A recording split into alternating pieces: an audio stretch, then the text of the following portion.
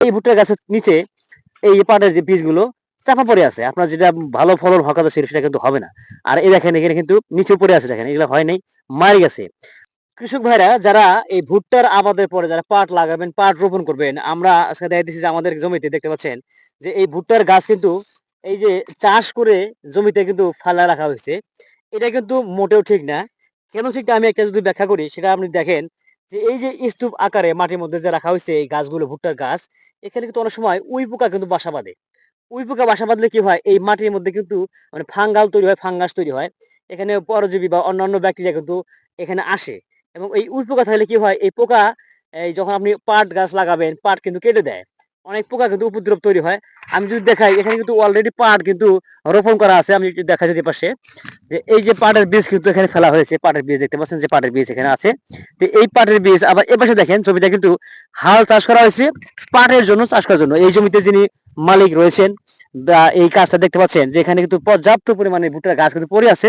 যদি আপনি আপনার আবাদকে বা ফসলকে যদি ভালোবাসেন তাহলে অবশ্যই ভালোবাসা থেকে কাজটা করতে হবে।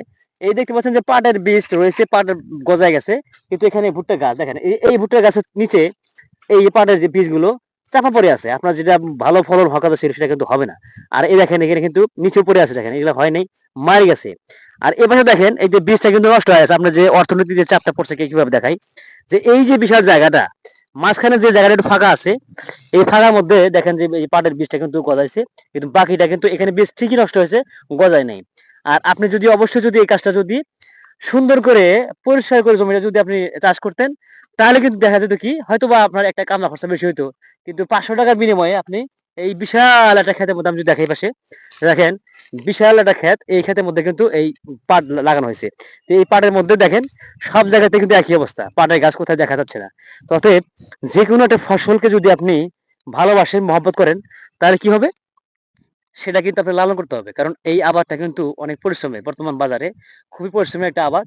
সমস্ত কৃষিকেই আপনারা বাণিজ্যিক আকারে নিবেন এবং সেটা সিস্টেম আকারে নিবেন কিভাবে? যে আমি অল্প করলেও যেন সেখানে ফলটা ডবল হয়, ফসলটা ডবল হয়।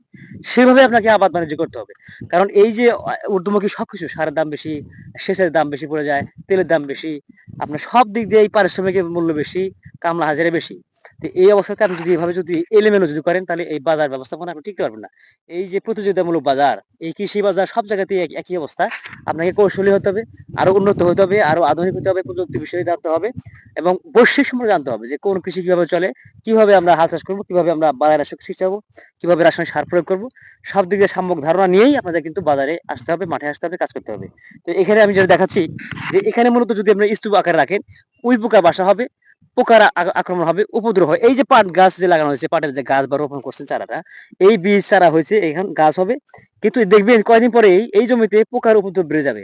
এই গাছের পাতাগুলো, পাটের যে পাতাগুলো ছিদ্র করে খেয়ে খেয়ে শেষ করে ফেলবে।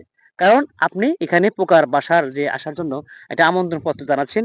এই যে অপরিষ্কার ক্ষেতের মধ্যে মাধ্যমে আপনি সাফ করেন নাই, পরিষ্কার করলেন না, এখানে অবশ্যই আপনার পোকার আক্রমণ হবেই হবে, মাস্ট বি হবে। সেক্ষেত্রে ভুট্টার আবাদে একই অবস্থা। যেকোনো ফসল যেকোনো আবাদেই আপনি দেখতে পারবেন যে এই প্রসেসটা আপনার হবেই। আর আপনারা যেকোনো আবাদ করতে গেলে প্রসেস সিস্টেম করে করবেন, সফল হবেন।